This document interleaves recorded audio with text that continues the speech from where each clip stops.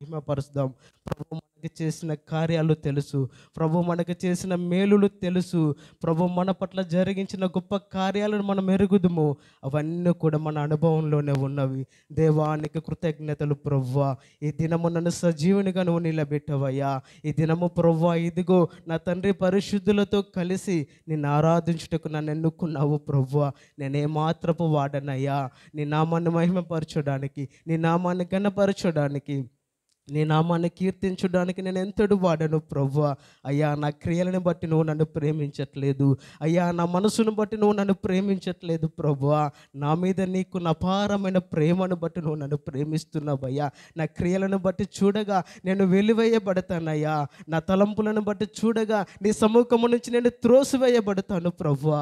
అయినను నువ్వు నన్ను మర్చిపోవట్లేదయ్యా, అయినను నువ్వు నన్ను త్రోసివేయట్లేదు ప్రభువా. అయ్యా, ఇదిగో నా తండ్రి, అయ్యా ప్రభువా, నీ సమూహానికి సమకూర్చినందుకు నీకు స్తోత్రాలని ప్రభు నామాన్ని మహింపడదాము. అందరము కూడా ఏకీభవించి, అందరము కూడా ఏక మనసుతోటి ప్రభు నామాన్ని గొప్ప చేద్దాము. తండ్రి, నీ కొందనాలు, సజీవుడాన్ని కొందనాలు. యుగములలో నువ్వు జీవించువాడవయ్యా, సర్వయుగములలో నువ్వు సజీవుడవు దేవాన్ని కొందనాలు. ప్రభువానికి స్తోత్రములు నాయన. గొప్ప దేవానికి కొందనాలు, గొప్ప తండ్రి నీకు స్తోత్రములు నాయన. మేలు చేయక నువ్వు మరిచిపోవు తండ్రి. మేము మరిచిపోయి బ్రతికినను, మేము నిన్ను విడిచిపెట్టి తిరిగినను ప్రభువా. అయ్యా, ప్రతి సమయం ముందు నాకేది కావాలో, మాకేది కావాలో అన్నిటిని నువ్వు సమకూరుస్తూ మమ్మల్ని ప్రేమిస్తున్నావు, మమ్మల్ని పోషిస్తున్నావు అయ్యా. అడగని వాటిని మాకు అనుగ్రహిస్తున్నావు నా తండ్రి, ఊహించని వాటిని నువ్వు మాకు అనుగ్రహిస్తున్నావు ప్రభువా. నీ కొందనాలు. నీవే మాకు ఆధారము, నీవే మాకు ఆధారము, నీవే మాకు ఆధారము ప్రభువా అని దేవుని నామమును మహిమపరుద్దాం. హల్లెలూయా. తండ్రి నీకు స్తోత్రం, ప్రభువానికి స్తోత్రం, దేవానికి స్తోత్రమయ్యా. లేనే లేదయ్యా వేరే ఆధారం, నా దుర్గమా, నా శైలమా. లేనే లేదయ్యా వేరే ఆధారం, నా శృంగమా, నా కేడమా. వేటకాని ఊరిలో నుండి నా ప్రాణాన్ని రక్షించావు, బలమైన రెక్కల క్రింద నాకు ఆశ్రయమిచ్చావు. వేటకాని ఊరిలో నుండి నా ప్రాణాన్ని రక్షించావు, బలమైన రెక్కల క్రింద నాకు ఆశ్రయమిచ్చావు. లేనే లేదయ్యా వేరే ఆధారం, నా దుర్గమా, నా శైలమా. లేనే లేదయ్యా వేరే ఆధారం, నా శృంగమా, నా కేడమా. ఆరాధన ఆరాధన నా తండ్రి నీకే ఆరాధన, ఆరాధన ఆరాధన నా యేసు నీకే ఆరాధన, ఆరాధన ఆరాధన నా తండ్రి నీకే ఆరాధన, ఆరాధన ఆరాధన నా యేసు నీకే ఆరాధన. రాత్రివేళ భయముకైనను, పగటి వేళ బాణమైనను, రాత్రివేళ భయముకైనను, పగటి వేళ బాణమైనను. రోగము నన్నేమి చేయదు, నా గుడారము సమీపించదు. ఏ రోగము నన్నేమి చేయదు, నా గుడారము సమీపించదు. లేనే లేదయ్యా వేరే ఆధారం, నా దుర్గమా, నా శైలమా. లేనే లేదయ్యా వేరే ఆధారం, నా శృంగమా, నా కేడమా.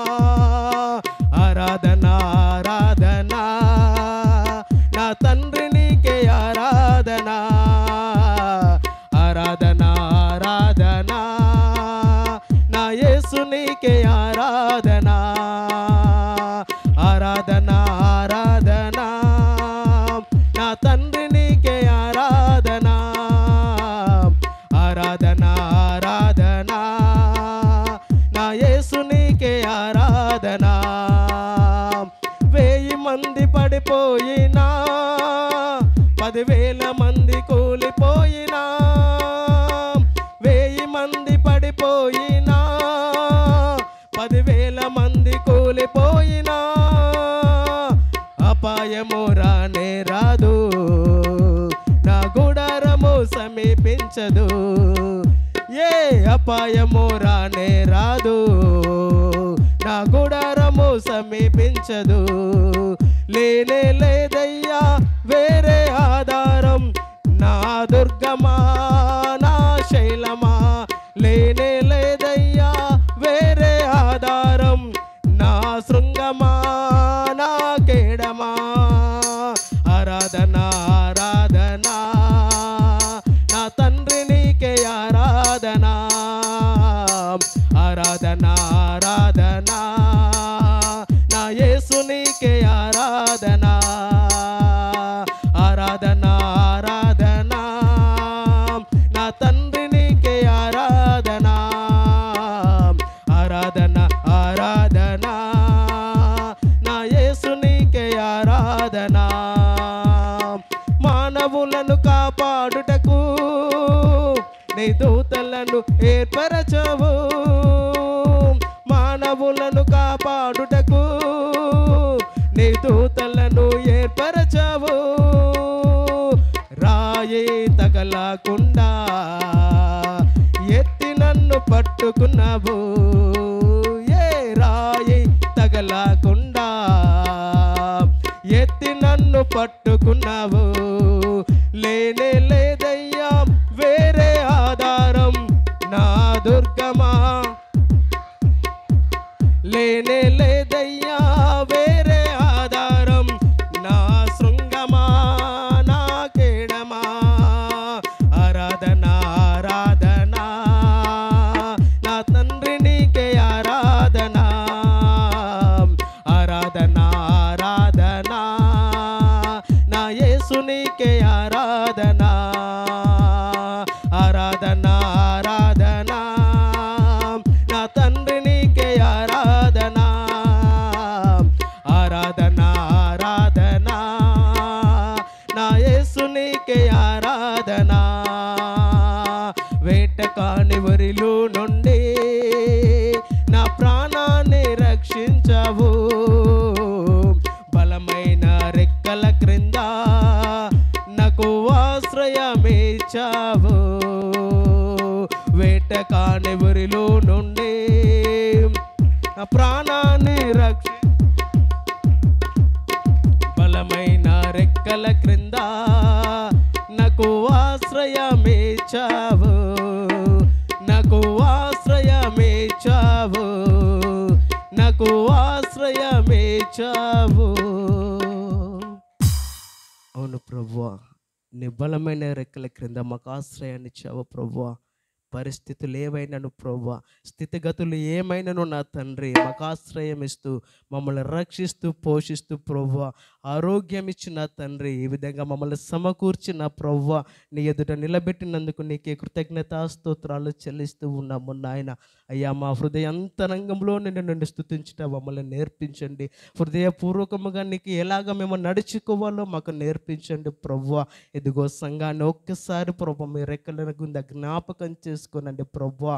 అయ్యా, సంఘము ఎలాగ జీవించాలో, సంఘము ఎలాగ నడుచుకోవాలో, సంఘము ఎలాగ ప్రవర్తించాలో ప్రభువా, వాక్యానుసారమైన జీవితము సంఘానికి ఏ విధంగా కావాలో మీ జ్ఞానాత్మను సంఘానికి ఇచ్చి ప్రభువా, కడవరి దినాలలో చివరి దినాలలో సంఘాన్ని ప్రభువా మీ రాకడ కొరకై సిద్ధపరచమని అయ్యా మీ నామాన్ని స్తుతిస్తూ ఉన్నాము నా తండ్రి. ముందున్న సమయాన్ని మీ చేతికి అప్పగిస్తూ వాక్యం ద్వారా మీరు మాతో మాట్లాడుచున్న నీ బిడ్డను ప్రభువా మీ జ్ఞానము చేత నింపండి, మీ ఆత్మ చేత నింపి నీ సన్నిధిలో నిలబెట్టుకొనమని, మీరే బూరగా ఉండి మాట్లాడమని అయ్యా సమస్తమైన మహిమను మీ నామానికి చెల్లిస్తూ ఇంతవరకు మమ్మల్ని ప్రభువా నువ్వు ప్రేమించి కాపాడి సంరక్షించినందుకు నీకే స్తుతిగణ మహిమలు అర్పిస్తూ ప్రభువా యేసుక్రీస్తు నామమున స్తుతించి ప్రార్థించి వినయముగా బతిమాలు వేడుకొనుచున్నాము తండ్రి. ఆమేన్. అందరం కూర్చుందాం. ఇది ప్రాముఖ్యమైన సమయం, దేవుని మాటలు వినే సమయంలోనికి మనం వచ్చి ఉన్నాం కాబట్టి దయచేసి అందరూ కూడా నిశ్శబ్దంగా ఉండండి. ఇది ప్రభు మాట్లాడుచున్న సమయం అనుకుందాం. ప్రభువే మనతో మాట్లాడుతున్నాడని మనం తలంచుకొని ఆ మాటలు విందాము. మీ పిల్లలందరినీ కూడా మీ సముఖంలోనే ఉంచుకోనండి. దయచేసి ఎవరు కూడా మాట్లాడకుండా ఆయన మాటలు వినాలని ఈ సమయం మనకు వాక్యం అందించడానికి మన అధ్యక్షుల వారు బ్రదర్ సహోదరుడు షడ్ర గారిని ముందుకు ఆహ్వానిస్తున్నాము. సమయాన్ని తనకు అప్పగిస్తూ ఉన్నాము.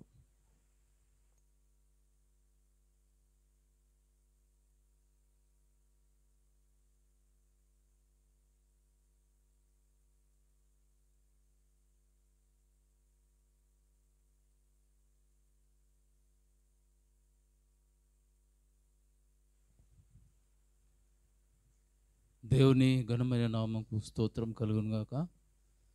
ఈరోజు మరి అయ్యగారు మన దగ్గర లేడు కాబట్టి వాక్యాన్ని పంచుకోవడానికి దేవుడిచ్చిన ఈ యొక్క మంచి సమయాన్ని బట్టి దేవునికి కృతజ్ఞతాస్తులు తెలియపరుస్తున్నారు. మరి దేవుడు చెప్పినది, వాక్యంలో చెప్పబడినది ఏమనగా 6 దినములు మీరు మీ ఉద్యోగాలు కానీ, మీ పనులు కానీ, వ్యవసాయ పనులు కానీ అన్నీ కూడా చేసుకున్న తర్వాత 7వ దినము పరిశుద్ధమైన దినము, దేవుణ్ణి ఆరాధించే దినమని దేవుడు సెలవిచ్చాడు. కాబట్టి దేవుడు మనందరికి కూడా ఈ యొక్క అవకాశం ఇచ్చి మరి ఆయన సన్నిధానంలో ఒకటించుటకు మనకిచ్చిన ఈ సమయాన్ని బట్టి దేవునికే కృతజ్ఞతాస్తుతులు చెల్లిద్దాం. చిన్న ప్రార్థన చేసుకొని మనము దేవుని యొక్క వాక్యంలోకి వెళ్దాం. కొద్ది నిమిషాలు దేవుని వాక్యాన్ని విందాం. మహోన్నతుడా, మా మంచి యేసయ్య నీ పాదములకు స్తోత్రం చెల్లిస్తున్నాము.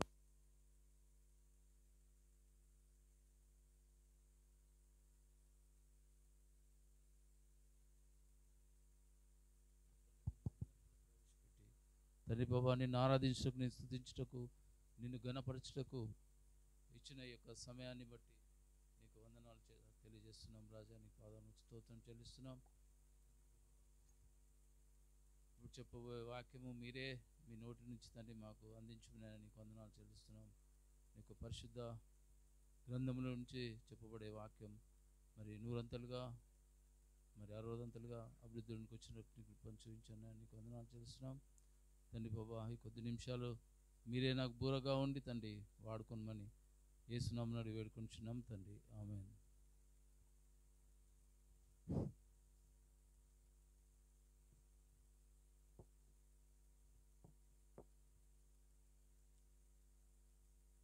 కూడి వచ్చిన ప్రతి ఒక్కరికి, పెద్దలకు, స్త్రీలకు, పురుషులకు, ప్రతి ఒక్కరికి కూడా దేవుని పరిశుద్ధ నామమున వందనాలు తెలియజేస్తున్నాను.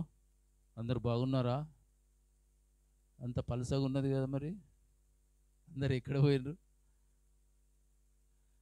సరే, దేవుని యొక్క వాక్యం కొద్ది నిమిషాలు మనము ధ్యానిద్దాం.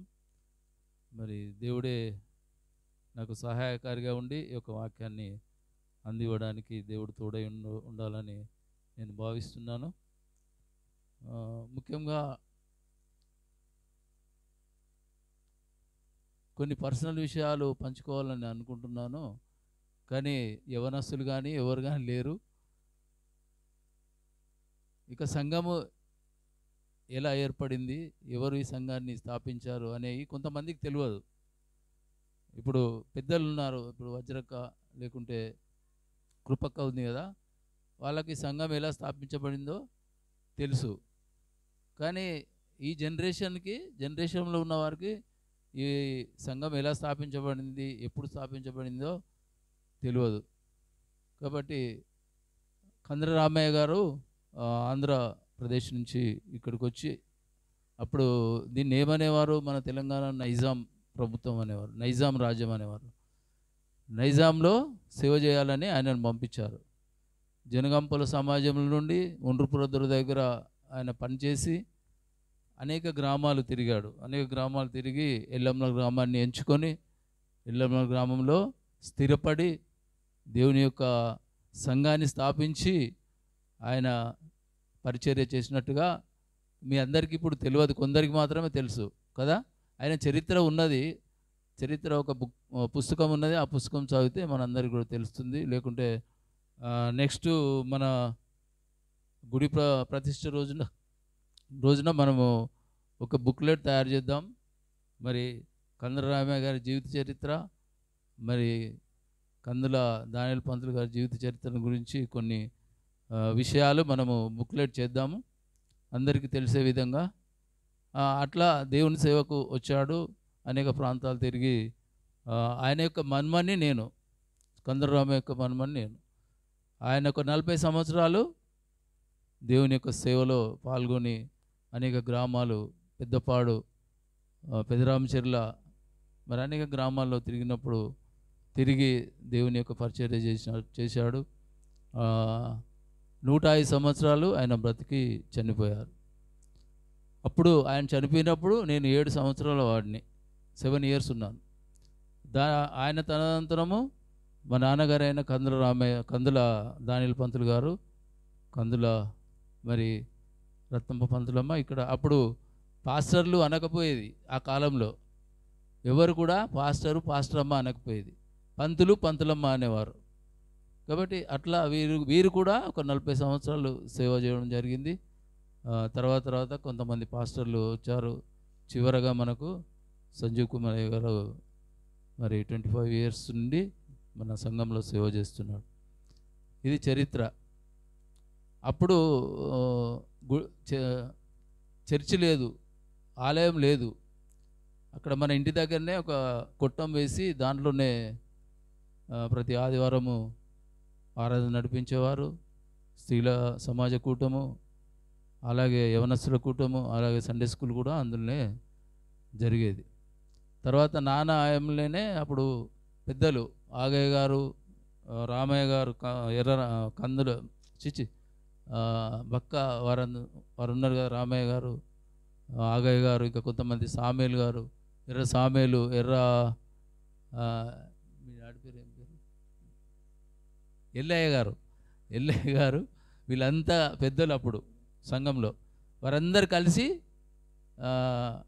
ఒక చర్చి కట్టాలని చెప్పేసి ఆ చిన్న ఆలయాన్ని కట్టడం జరిగింది. అందరి సహకారంతో, సంఘము అయ్యగారి సహకారంతో అక్కడ ఒక సంఘం కట్టడం జరిగింది.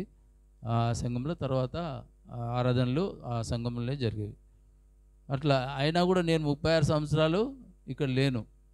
36 సంవత్సరాలు బిఎస్ఎన్ఎల్లో పనిచేసి రిటైర్డ్ అయిన తర్వాత 2011లో ఇక్కడనే శ్రీనివాసం ఏర్పరచుకొని మా నాన్న వాళ్ళు చేసిన స్థలంలోనే ఇల్లు కట్టుకొని ఇక్కడే ఉంటూ ఉన్నాను.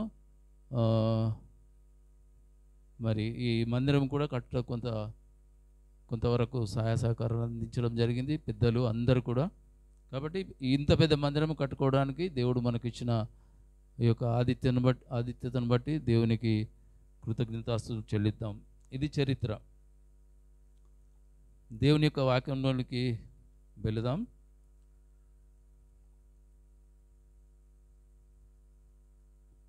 అంశము మనం చూసినట్లయితే దేవుని యొక్క ఆశీర్వాదములు మరియు దీవెనలు. మరి మనందరికీ దేవుని ఆశీర్వాదం దీవెనలు ఉన్నాయా? మనందరికీ ఉంటేనే మనం జీవిస్తున్నాం కదా.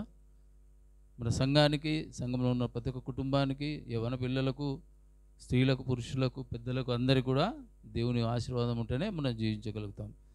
కాబట్టి నిర్గమకాండము 14:31 వచనం ఒకసారి చూసినట్టయితే చదివి వినిపిస్తారా ఒకసారి?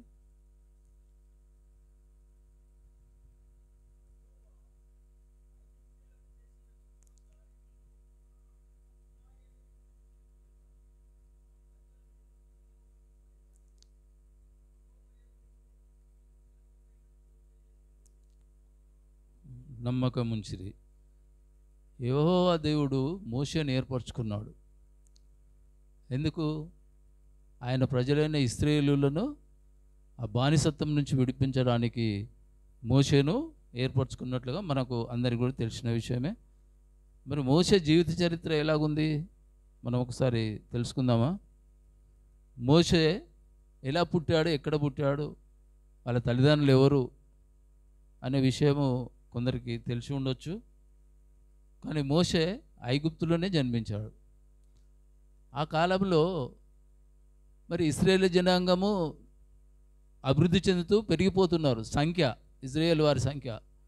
ఫరో రాజు అప్పుడు పరిపాలించిన సమయంలో ఇజ్రాయేలీలు విజృంభించి వారి సంఖ్య పెరిగితే మన మీద యుద్ధానికి కాలు దూతారనే ఉద్దేశంతో ఫరో ఏం చేశాడు, హెబ్రీ స్త్రీలందరూ కనేటప్పుడు వారు మగపిల్లలు పుట్టిన యెడల వారిని ఆ పురిటిలోనే చంపేయండి అని మంత్రసానులకు ఆజ్ఞ ఇచ్చాడు. అయితే అలా చేస్తున్న సమయంలో కొందరిని చంపివేసి మగపిల్లలను నదిలో పారవేస్తున్నారు. ఎంత భయంకరమైన విషయం కదా. ఆ ఫరో యొక్క క్రూరత్వం ఎలా ఉందో చూసినట్లయితే ఇక్కడ మనకు తెలుస్తుంది. కాబట్టి ఈ మోషే యొక్క తల్లిదండ్రులు అమ్రాము, యొకోబేతు, వీరు కూడా ఐగుప్తు దేశంలోనే నివసిస్తున్నారు బానిసలుగా. మోషే వీరికి జన్మించాడు. మంత్రస్థానం రాకముందే మోషేను వాళ్ళ తల్లి కనింది. ఎంతో చక్కని రూపము, అందగాడైన మోషే ఒక 3 నెలలు మాత్రమే ఆ బిడ్డను సాకింది. సాకిన తర్వాత ఏం చేయాలి, మరి సైనికులు చూస్తారేమో, రాజు ఒకవేళ చూస్తాడేమో, మంత్రసాలు చూస్తాడేమో అనే భయంతో ఒక పెట్టెను చేసి ఆ పెట్టెలో దానికి మైనం పూసి మొత్తం నీళ్లు పోకుండా చేసేసి దాన్ని నదిలో వదిలిపెడుతుంది. నదిలో వదిలిపెట్టినప్పుడు వాళ్ళ అక్క అయిన మిరియాము చూస్తూ ఉంటుంది, కనిపెడుతుంది. ఈ యొక్క పెట్టె నదిలో కొట్టుకొని వెళ్తున్నప్పుడు ఉదయాన్నే ఆ యొక్క ఫరో రాజు యొక్క కుమార్తె యువరాణి వచ్చి స్నానానికి వచ్చినప్పుడు ఆ పెట్టె ఆ యువరానికి దొరుకుతుంది. తీసుకొని వెళ్ళి చెలికత్తెలానికి ఇచ్చినప్పుడు ఎంతో అందగాడైన మోషే చూసే వరకు ఆశ్చర్యం కలుగుతుంది. ఇంత అందమైన కుర్రోడు, చిన్న పిల్లవాడు, పెంచుకుందామని ఆమె తీసుకుని వెళ్తుంది. తర్వాత మోషే వేరే ఇతరు దగ్గరికి వెళ్తాడు. వాళ్ళ కుమార్తెను వివాహం చేసుకుంటాడు. ఆయన గొర్రెల కాపరిగా ఉండి గొర్రెలను కాస్తూ అడవిలో తిరుగుతున్నప్పుడు మోషేను దేవుడు పిలుస్తాడు. మోషే అన్నప్పుడు ఎవరు? అగ్ని, పొదలో అగ్ని అయి దేవుడు మోషే కనిపిస్తాడు. మోషే, నువ్వు చెప్పులు విడిచి నా దగ్గరికి రాని దేవుడు చెప్పినప్పుడు దేవుడు ఎక్కడ కనబడతలేడని చూసినప్పుడు పొదలో అగ్ని మాత్రమే ఉంటుంది. కానీ దేవుడు మనకు కనపడతాడా? కనపడలేడు. ఎందుకంటే ఆయన రౌద్రము గలవాడు. ఆయన చూడడానికి కూడా మనకు ఆయన వెలుగు గల దేవుడు కాబట్టి మనం చూడడానికి మన కన్నులు చాలవు. కాబట్టి మోషేకు దేవుడు కనిపించలేదు. అగ్ని రూపంలో పొదలో అగ్ని కనిపించినప్పుడు మోషేను పిలిచి, మోషే నువ్వు వెళ్ళి ఐగుప్తు దేశానికి వెళ్ళి ఆరోన్తో సహా మీరిద్దరు వెళ్ళి మరి నా ప్రజలైన ఇశ్రాయేలు జనాంగాన్ని విడిపించాలని చెప్పినప్పుడు మోషే, అయ్యా నాకు అంత సామర్థ్యత నాకు లేదు, నేను వెళ్ళలేను అని చెప్పినప్పుడు నువ్వు ఖచ్చితంగా వెళ్ళాలి, నీకు తోడుగా నీ అన్నయ్య అయిన అహరోను ఉంటాడు కాబట్టి నువ్వు వెళ్ళు అని చెప్పినప్పుడు మోషే దేవుని మాట విన్నాడు. దేవుని మాట విని మరి ఐగుప్తు దేశంలోకి వెళ్ళి, ఇక మనకు తెలిసిన విషయమే అదంతా, ఐగుప్తు దేశంలోకి వెళ్ళాడు. 10 తెగుళ్ళు చేసిన తర్వాత మరి చివరకు ఇజ్రాయేల్ ప్రజలందరినీ కూడా విడిపించుకొని, చివరి తెగులు ఏంటి? చివరి తెగులు ఏం చేసిండమ్మా? తొలిచూలు పిల్లలను చంపివేసిండు దేవుడు. ఆ చివరి తెగులు చేసినప్పుడు ఫరో ఇక వెళ్ళిపోండి అని చెప్పిండు. అప్పుడు ఇజ్రాయేలు జనాంగాన్ని మోషే సురక్షితంగా ఐగుప్తు దేశం నుండి, సంఖ్యల నుండి విడిపించి బయటికి తీసుకుని వచ్చినట్లుగా మనం చూస్తున్నాం. మోషేని దేవుడు ఎంతగానో ఆశీర్వదించాడు, దీవించాడు. అలాగే ఆదికాండము 17-16లో చూసినట్టయితే అబ్రాహామును దేవుడు ఆశీర్వదించాడు. చదవమ్మా.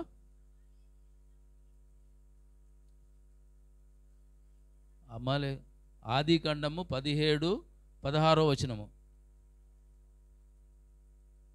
చదవండి. శారాను ఆశీర్వదించిన లైన్ చదవండి. బాబు నేను ఆమెను ఆశీర్వదించి ఆమె వలన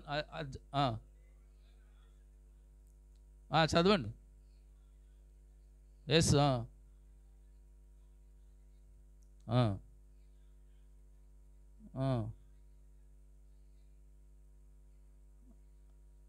చాలమ్మా. శారాతో అంటున్నాడు, అబ్రహాంతో అంటున్నాడు దేవుడు, నేను ఆమెను ఆశీర్వదిస్తాను. ఎవరిని? శారాను. ఇంతకుముందు ఏం పేరు ఉన్నది ఆమెకు?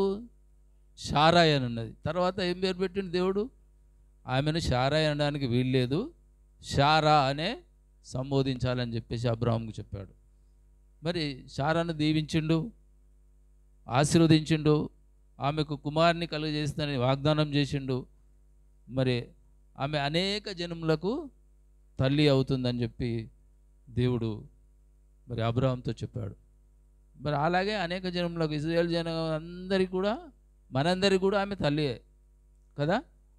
కాబట్టి అబ్రహామును దేవుడు ఆశీర్వదించాడు, శారాను ఆశీర్వదించాడు. మరి అబ్రహాముకు సంతానాన్ని ఇచ్చాడు. నీకు ఇస్కరేణులంత సంతానాన్ని నీకు ఇస్తానని దేవుడు వాగ్దానం చేసిండు. కాబట్టి అబ్రహాముకు కుమారుణ్ణి అనుగ్రహించాడు. 90 ఏళ్ళ ఏజ్లో ఆయనకు కుమారుని అనుగ్రహించినప్పుడు మరి అబ్రహాము విశ్వాసం గలవాడు, మరి దేవుని మాట విన్నాడు. కాబట్టి అబ్రహాము దేవుని మాట తిరస్కరించలేదు. నీ కుమారుని నాకు బలి ఇవ్వమని చెప్పినప్పుడు ఆయన నేను ఇవ్వనని అనలే. ఇచ్చిన ఒక కుమారుని నీకు బలి ఎట్లు ఇస్తానయ్యా అని దేవునితో మాట్లాడలేదు. చిత్తమయ్యా అన్నాడు. వెళ్ళి కుమారుని బలి ఇవ్వడానికి వెళ్ళినప్పుడు, కానీ దేవుడు కుమారుని బలి ఇవ్వద్దు, అక్కడ పొట్టేలు ఉన్నది, పొదలో తీసుకొచ్చి బలి ఇవ్వమని చెప్పినప్పుడు అబ్రహామును పరీక్షించాడు. ఈరోజు నిన్ను నన్ను మనందరినీ కూడా పరీక్షించే దేవుడు. మనం దేవుని ఎలాగున్నాము, మన స్థితిగతులు ఎలా ఉన్నాయి, మన ప్రవర్తన ఎలా ఉంది, దేవుడు నిన్ను నన్ను కూడా మనందరినీ కూడా ప్రశ్నించడానికి సమర్థుడని మీకు తెలియజేస్తున్నాను. అలాగే ఆదికాండము 40 నుంచి 42 వరకు గల వాక్య భాగం ఉంది, కానీ చదవడం అవసరం లేదు, మనకు సమయం సరిపోదు. కాబట్టి యోసేపును దేవుడు ఎంతగానో దీవించాడు కదా. యోసేపు 12వ వాడు, యాకోబుకు 12వ కుమారుడు. అంతేనా? 12 మంది కుమారుల్లో చిన్నవాడు, ఆఖరివాడు. కానీ యోసేపు దేవుని యందు భయభక్తులు కలిగి జీవిస్తున్నాడు, తండ్రి మాట చొప్పున నడుచుకుంటున్నాడు. కానీ ఈ అన్నలు చేసే పనులన్నీ కూడా యోసేపు తీసుకొని వెళ్ళి తండ్రికి చెప్పినప్పుడు యోసేపు మీద పగమించుకుంటారు. అలాగే పొలంలో 10 పనులు నమస్కారం చేసినట్టుగా ఆయన కలబడ్డప్పుడు వారికి చెప్పినప్పుడు ఇంకా ఆయన మీద ఎక్కువగా పగ పెంచుకొని ఎలాగైనా వీడిని చంపేయాలి అని చెప్పేసి అనుకుంటారు. అన్నలు ఏం చేస్తారు? వాళ్ళ డ్యూటీ ఏంది? గొర్రెల కాపర్లు. అనేక ప్రదేశాల్లో వెళ్ళి, ఇప్పుడు మన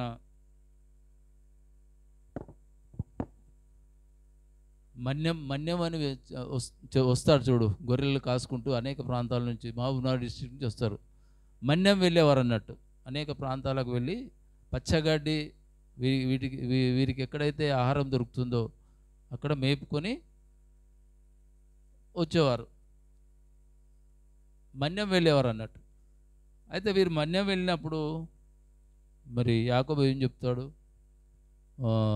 బిడ్డ, అన్నలకు నువ్వు మరి ఆహారం తీసుకొని వెళ్ళు, భత్యం తీసుకొని వెళ్ళమని చెప్పినప్పుడు మరి తండ్రి మాట విని విధేయుడై అన్నలకు భత్యం తీసుకొని వెళ్ళినప్పుడు మరి అన్నలు దూరం నుంచి చూసి యోసేపును, అరే మన పగవాడు వస్తున్నాడు, ఎలాగైనా వీని చంపివేద్దాం అని చెప్పేసి ఆలోచించుకొని దగ్గరికి రాగానే తీసుకొని వెళ్ళి కొట్టి ఆ గోతిలో పడవేశారు. అతని యొక్క వస్త్రాన్ని, పంచరంగుల వస్త్రం, ఆ వస్త్రాన్ని కూడా తీసివేసి అతని గోతిలో వేశారు. వీరు ఆహారం భుజించే సమయంలో దూర ప్రాంతంలో వెళ్ళే వర్తకులు వస్తుంటారు. అరే వీడిని చంపడం కంటే మనము అమ్మివేయడం బెస్ట్, మన చేతులకు ఈ పాపం అంటుకోవడానికి వీల్లేదని చెప్పి మరి యోసేపును వారికి అమ్మివేస్తారు. యోసేపు వారికి అమ్మివేసినప్పుడు ఐగుప్తులో తీసుకుని వెళ్ళి ఈ వర్తకులు పోతీఫరుకు అమ్మివేస్తారు. యోసేపు పోతీఫర్ ఇంటిలో ఉన్నన్ని దినములు పోతీఫర్ ఇల్లు ఆశీర్వదించబడింది, దీవించబడింది. ఇప్పుడు యోసేపు ఐగుప్తు దేశం అంతటి కూడా రాజుగా అయ్యాడు. ఆయనకు ఒక కిరీటం పెట్టబడింది. దేవుడు ఆయనను ఆశీర్వదించాడు కాబట్టి, దీవించాడు కాబట్టి అంత గొప్పవాడుగా మరి అయినట్లుగా మనం చూస్తున్నాం.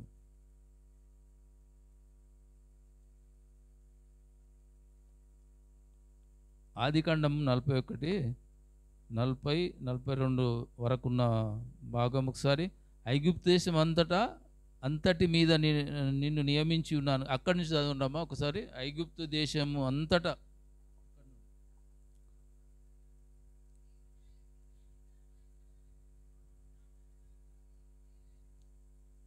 ఎస్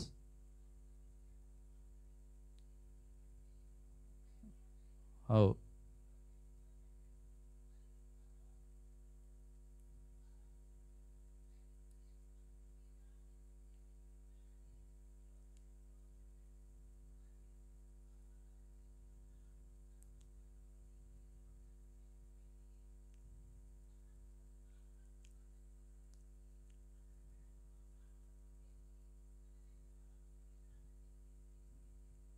చాలమ్మా. ఇంత గొప్ప ఆధిక్యత యోసేపుకి వచ్చింది. ఫరో రాజు, ఒక దేశానికే రాజు. మరి ఎంత ఆధిక్యత మరి యోసేపుకి ఇచ్చాడు. ఐగుప్తు దేశం అంతటి మీద నిన్ను నియమించి ఉన్నాను, ప్రజలందరూ నీకు సలాం కొడతారు అని చెప్పేసి రాజు యోసేపుతో అంటున్నాడు. చేతి ఉంగరం, ఫరో చేతి, రాజులకు ఏ ఉంగరం? వజ్రపు ఉంగరం. ఇంకా ఖరీదైన ఉంగరాలు రాజులకు ఉంటుంది కదా.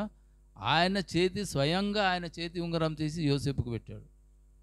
యోసేపుకు పెట్టి ధరింపజేసినట్టుగా మనం చూస్తున్నాం. ఎంత ఆధిక్యతనిచ్చాడు దేవుడు. బంగారు గొలుసు వేసి అతని 2వ రథం పైన ఎక్కించెను. యోసేపు ద్వారా మరి ఆ యొక్క ఐగుప్తు దేశం వర్ధిల్లింది. అనేక ప్రపంచం అంతా కూడా ఆహారాన్ని ఇచ్చే వ్యక్తిగా యోసేపు దీవించబడ్డాడు. ఇప్పుడు ప్రియమైన దేవుని బిడ్డలారా, మనల్ని కూడా దేవుడు మన దేవుని యందు ఆసక్తి కలిగి, భయం కలిగి, భక్తి కలిగి జీవించినట్లయితే యోసేపును దీవించినట్లుగానే మనల్ని కూడా, మన కుటుంబాలను దేవుడు ఆశీర్వదించే గొప్ప ఆధిక్యత మనకిచ్చేవాడుగా ఉంటాడు దేవుడు.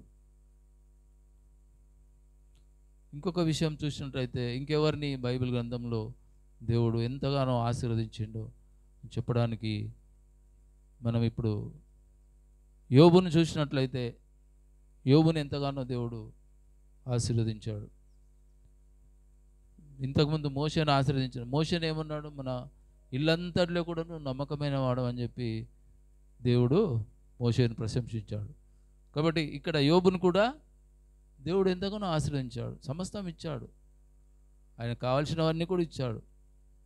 కుమారులను ఇచ్చాడు, ఆస్తినిచ్చాడు, గొర్రె మందలను, మేక మందలను అనేకం ఇచ్చాడు. కానీ ఒక సైతాన్ వలన దేవునికి సైతానుకు యుద్ధం జరిగింది. అక్కడ యుద్ధం అంటే ఒక పందెం కాశారు.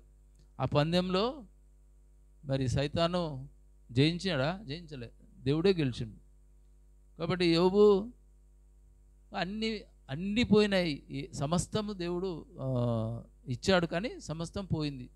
కుమారులు చనిపోయారు, కుమార్తెలు చనిపోయారు, తర్వాత స్నేహితులు కూడా దగ్గరికి రాలేదు, ఇల్లు పోయింది, అన్నీ పోయినాయి.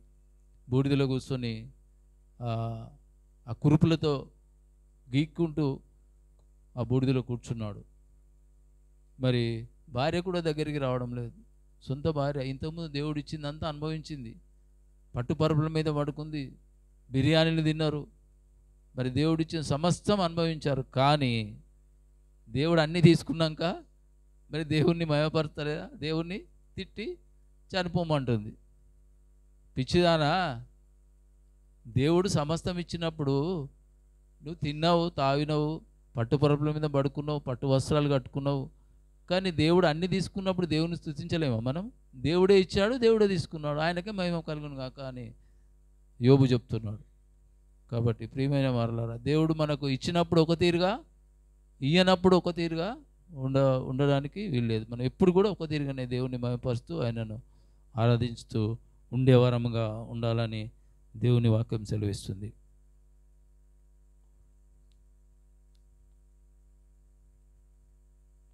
మరి యోబును ముందు ఆశీర్వదించిన కంటే మరి ఎక్కువగా రెండింతలు ఆయనకు ఇచ్చిండు, దేవుడు ఇచ్చి ఆశీర్వదించిండు. కానీ దేవుడు మరి యోబు పెందల కాడని లేచి జాము కాడనే లేచి దేవుణ్ణి ప్రార్థించేవాడట. ఎందుకంటే నా కుమారులు కానీ నా కుమార్తెలు కానీ దారి తప్పకుండా, వారు చెడిపోకుండా మంచి ప్రవర్తన జీవించాలని కుమారుల కొరకు కుమార్తెల కొరకు జాము కాడనే లేచి ప్రార్థించేవాడట. ప్రియమైన దేవుని బిడ్డలారా, మనం కూడా మన కుమారుల కొరకు మన కుమార్తెల కొరకు మరి మనం ప్రార్థించే వారంగా ఉన్నామా? జాము కాడ కాకున్నా కూడా కొంచెం ఒక అర్ధగంట మన కుమారుల ప్రవర్తన బాగుండాలి, కుమారులు మంచి నడవడిక నడవాలి, దేవుని యందు భయభక్తులుగా ఉండాలి అని మనం కూడా దేవుని ప్రార్థించడానికి ముందుకు వెళ్దాం. అట్టి కృప మనకందరికీ కూడా కలుగును గాక.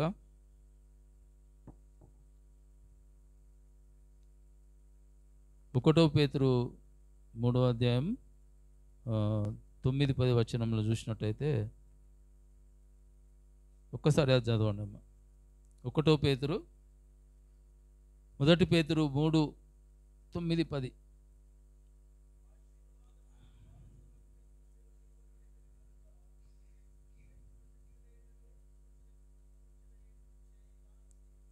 ఎస్, చాలా బా, థ్యాంక్ యూ. ఇక్కడ ఏం చెప్తున్నాడు పేతురు? ఆశీర్వాదమునకు వారసులో ఉన్నట్లు మీరు పిలువబడితిరి కనుక కీడుకు ప్రతి కీడైనను దూషణకు ప్రతి దూషణను చేయకుండా దీవించుడి. ఎవరైనా నీకు ఆశీర్వాదం ఇచ్చిన దేవుడు, నువ్వు ఆశీర్వాదానికి వారసుడవు కాబట్టి ఎవరైనా దూషించితే ప్రతి దూషణ చేయొద్దు అంటుండు కదా. మరి మనం చేయకూడదు కదా. ఒకవేళ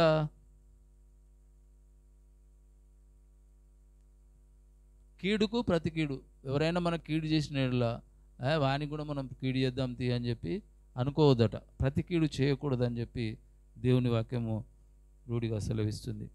కాబట్టి ప్రియమైన దేవుని మీద టైం అయిపోయిందమ్మా.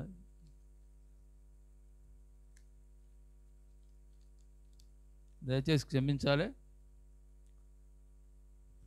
ఇంకొకటి, ఒబేదేదోమును దేవుడు ఆశీర్వదించాడు కదా, తెలుసు కదా. ఒబేదేదోము ఎవరో?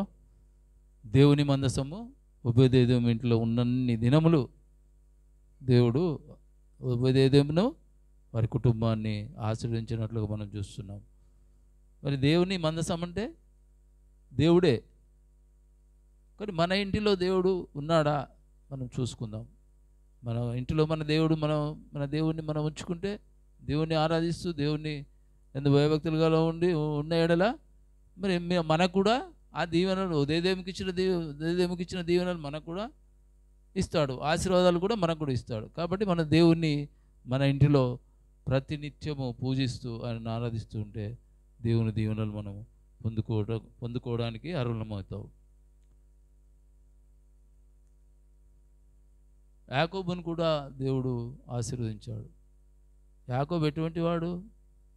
చెడ్డవాడే, మోసగాడే, కానీ దీవించాడు, విడిచిపెట్టలేదు దేవుణ్ణి. అరే విడిచిపెట్టరా భయ్, నాకు తెల్లవారుతుంది, నేను వెళ్ళిపోవాలన్నా కూడా నేను విడివాను, అస్సలే విడివాను అంటుండు, మొండి. కానీ చివరకు ఏం చేసిండు దేవుడు? ఇక నీ పేరు ఇప్పటి నుంచి యాకోబు కాదు బిడ్డ, నీ పేరు ఇశ్రాయేలు అని చెప్పి అందరూ ఇశ్రాయేలు అని పిలుస్తారు నిన్ను చెప్పి యాకోబును దీవించాడు కదా. మరి అలాగే నిన్ను నన్ను దీవించడానికి, మన కుటుంబాలను దీవించడానికి దేవుడు సమర్థుడని మీకు తెలియజేస్తున్నాను.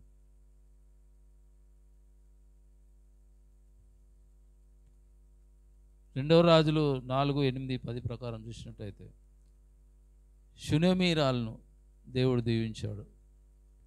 ఎందుకు?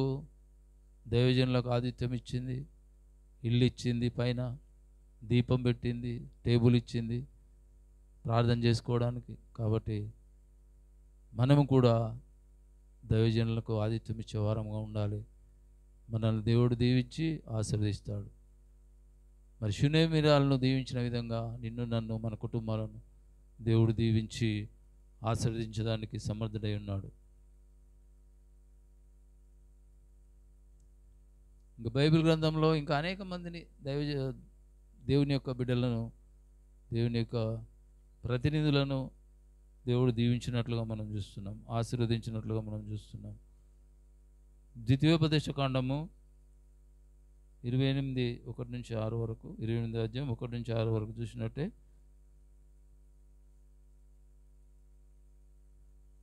ఏం చెప్తున్నట్టు ఇక్కడ,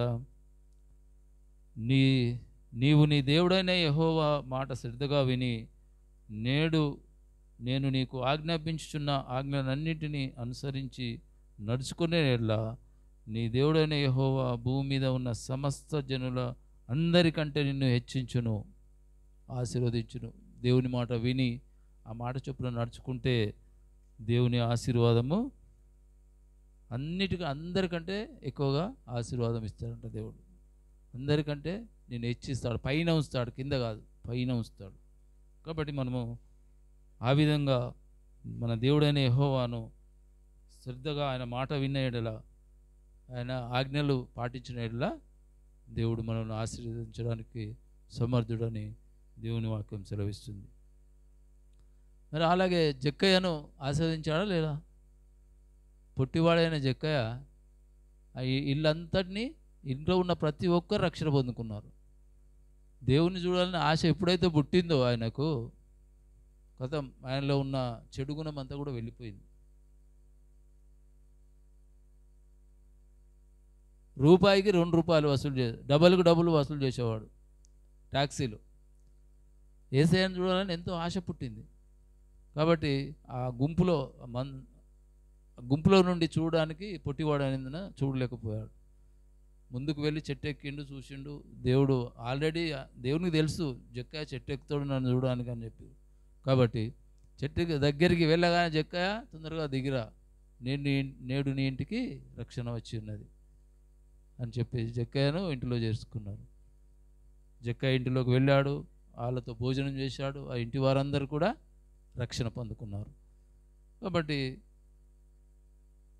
జక్కయ్యను దీవించిన విధంగా నిన్ను నన్ను మనందరినీ కూడా దీవించే దేవుడు మనకున్నాడని మర్చిపోవద్దు ప్రియమైన దేవుని బిడ్డలారా.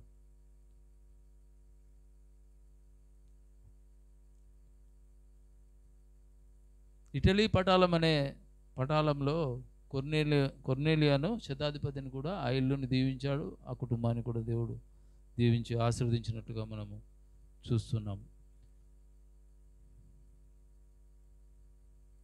దేవుని వాక్కులు మరియు ఆయన ఉపదేశములు విని వాటి ప్రకారం నడుచుకుంటే, దేవుని చిత్త ప్రకారం జీవించినట్లయితే ఎక్కువగా దీవించబడదామని దేవుని వాక్యం సెలవిస్తుంది.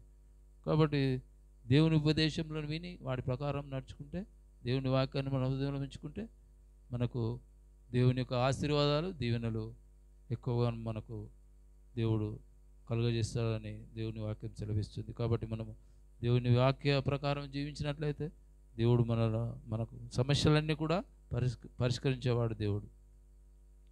ఇంకొకటి 28 దావీదు రాసిన కీర్తన 28-27లో ఉంది. సియోనులో నుండి నిన్ను దీవిస్తానని, ఆశీర్వదిస్తానని దేవుడు మనకు వాగ్దానం చేస్తున్నాడు. ప్రజలందరికీ వాగ్దానం చేస్తున్నాడు. సియోనులో నుండి మీ అందరినీ దీవిస్తాను అని చెప్పేసి దేవుడు వాగ్దానం చేస్తున్నాడు. నీవు కష్టంలో, బాధలో ఉన్నప్పుడు, శ్రమల్లో ఉన్నప్పుడు నీ భాష బిందులను ఆయన తుడిచివేయును. కష్టంలో, బాధలో, ఇరుకులు, ఇబ్బందులు, ఎన్నో అపవాదులు, నిందలు వచ్చినా కూడా నీ కన్నీటిని తుడిచేవాడు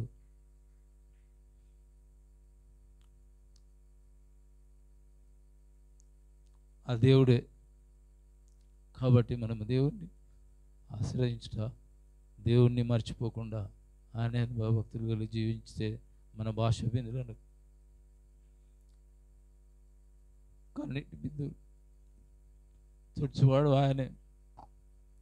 కాబట్టి మనము దేవుని యందు ఆసక్తి కలిగి, భయం కలిగి మరి మనం జీవిస్తాం.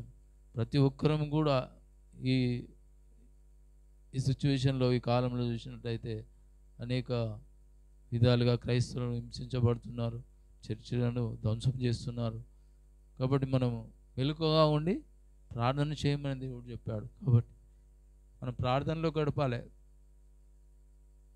ప్రతినిత్యము ప్రార్థన చేయాలి. మనం అందరి గురించి, సంఘం గురించే కాదు, ఇతర సంఘాల గురించి, మరి పరిచయం చేస్తున్న వారి గురించి, వారు ఎన్నో శ్రమలు పడుతున్నారు, దేవుని పరిచయం చేసేవారు, వారి గురించి కూడా మనము కన్నీళ్లతో ప్రార్థన చేయాలి.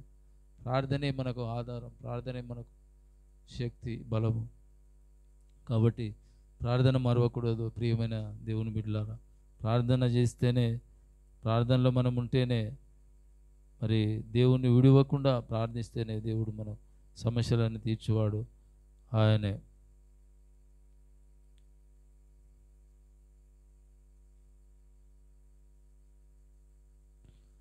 మరి దేవుని రాకడ సమీపంలో ఉన్నదని అందరికీ తెలుసు కదా. దేవుడు ఎప్పుడు వస్తాడు, ఏ గడియ వస్తాడు, ఏ నిమిషం వస్తాడో మనకు తెలియదు. కాబట్టి మనం మెలకువగా ఉండి ప్రార్థన చేయాలి. దేవునికి నమ్మకమైన వారంగా ఉండాలి.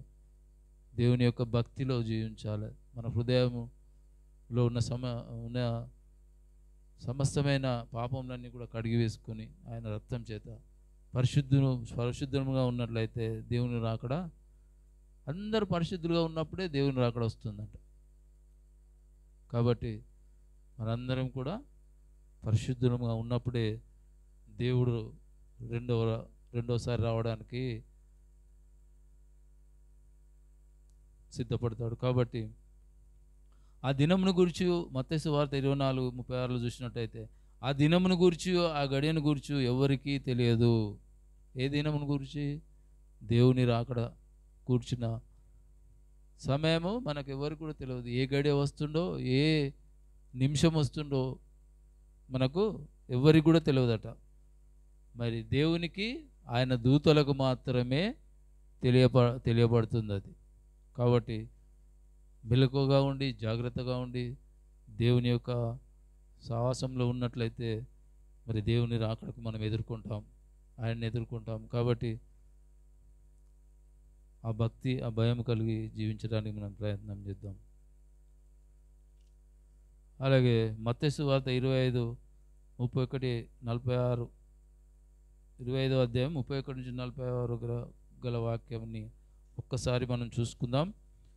గొల్లవాడు మేకల నుండి గొర్రెలను వేరుపరచినట్లు ఆయన వారిని వేరుపరిచి తన కుడివైపున గొర్రెలను, ఎడమవైపున మేకలను నిలవబెట్టును. కుడివైపున ఉన్న వారిని చూసి, నా తండ్రి చేత ఆశీర్వదించబడిన వారలారా రండి, లోకము పుట్టినది మొదలుకొని మీ కొరకు సిద్ధపరిచిన రాజ్యమును స్వతంత్రించుకొనుడి. గొర్రెలను, మేకలను ఆయన వేరుపరుస్తాడు. గొర్రెలంటే ఆయన బిడ్డలు, పరిశుద్ధులు.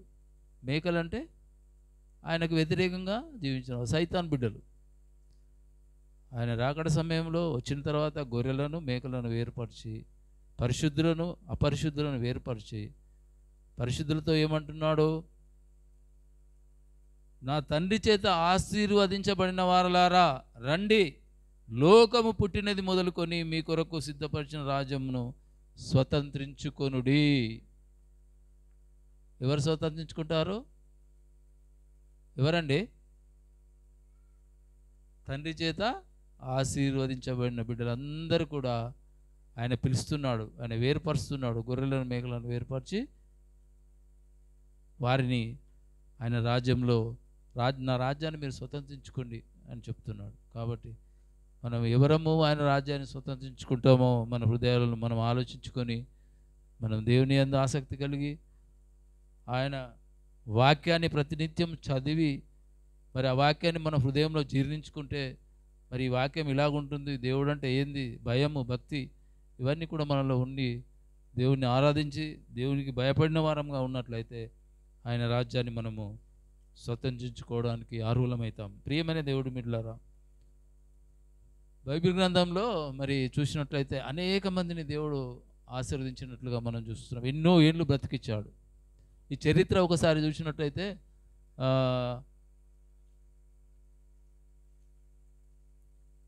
బైబిల్ గ్రంథంలో ఇంకా ఆశీర్వదించబడిన వారు మరియు వారు ఎన్ని సంవత్సరములు జీవించారో ఒకసారి చరిత్ర మనం తెలుసుకుందాం. ఆదాము నుండి కొంతమందిని ఎక్కువ ఏళ్ళు బ్రతికించాడు, ఆయురారోగ్యాలు ఇచ్చి వారిని ఎక్కువ మంది బ్రతికించారు. మరి వారిని చూసినట్లయితే ఆదాము ఎన్ని సంవత్సరాలు జీవించాడు? ఆదాము 939 సంవత్సరాలు ఆదాము జీవించిన తర్వాత చనిపోయాడు. మరి 939 సంవత్సరాలు మనం బతుకుతామా? ఎప్పుడు మరి క్రీస్తుకు పూర్వం వాళ్ళు ఆ భక్తులందరూ కూడా బ్రతికిండ్రు. దేవుడు వారిని దీవించాడు, ఆశీర్వదించాడు కాబట్టి, అధిక బలం ఇచ్చాడు కాబట్టి వారు అన్ని సంవత్సరాలు జీవించినట్లుగా మనము దేవుని బైబిల్ గ్రంథంలో చూస్తాం. సేతు ఎన్ని సంవత్సరాలు జీవించాడు? 912 సంవత్సరాలు సేతు జీవించాడంట. ప్రియమైన దేవుని బిడ్డలారా, అప్పుడు క్రీస్తుకు పూర్వము పాత నిబంధన కాలంలో మరి భక్తులు ఎన్ని సంవత్సరాలు జీవించారో దేవుడు వారికి ఆరోగ్యాలు ఇచ్చాడు, మంచి బలం ఇచ్చాడు, శక్తినిచ్చాడు. కాబట్టి దేవుని యందు వారు భయభక్తులు కలిగి జీవించారు కాబట్టి అన్ని సంవత్సరాలు దేవుడు వారికి మరి జీవించే శక్తిని వారికి ఇచ్చారు. హానోకు 362 సంవత్సరాలు జీవించాడు. హానోకు అంటే తెలిసిన విషయమే, జలప్రలయం అని జ్ఞాపకం వస్తుంది మనకు. నోహావు జలప్రలయం అని జ్ఞాపకం వస్తుంది. హానోకు 362 సంవత్సరాలు జీవించాడు. దేవుడు అధిక బలం ఇచ్చాడు, మంచి ఆరోగ్యం ఇచ్చాడు కాబట్టి 360 సంవత్సరాలు జీవించాడు. దేవునికి అనుకూలమైన జీవితం జీవించాడు కాబట్టి. నోహావు కాలం అంటే జలప్రలయమే. మరి నోహావు 952 సంవత్సరాలు జీవించినట్లుగా మనము దేవుని వాక్యంలో చూస్తున్నాం. తెరహు 205 సంవత్సరాలు జీవించాడు. ఇకపోతే అబ్రహాము 175 సంవత్సరాలు మాత్రమే జీవించాడు. 170 సంవత్సరాలు అంటే మామూలు కాదు. మనం ఎన్ని సంవత్సరాలు జీవిస్తాం మనం ఒకసారి ప్రశ్నించుకుందాం. మనం ఈ పొల్యూషను, ఈ దేశంలో చూసినట్టయితే పొల్యూషన్ ఎక్కువగా ఉంటుంది.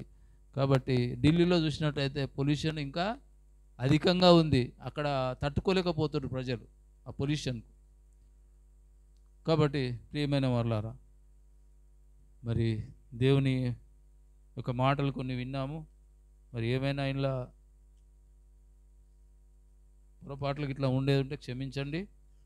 మరి అలాగే దేవుని యందు మన విశ్వాసం ఉంచి ఆయన యందు భయభక్తులు కలిగి జీవించి మరి దేవుని రాజ్యాన్ని మనం సంతరించుకునే వారంగా మరి మనం ఉండాలని దేవుని వాక్యం సెలవిస్తుంది. కొద్ది మాటలు దేవుడు దీవించి ఆశీర్వదించును గాక. ఆమేన్.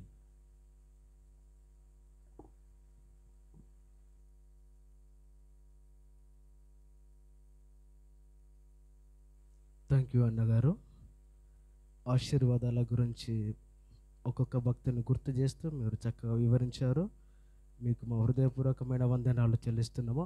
విత్తబడిన వాక్యం నిమిత్తం మన మధ్యలో ఉన్న సుజాతమ్మ గారు ప్రార్థన చేస్తారు. అందరూ కూడా తలలు వంచుదాం.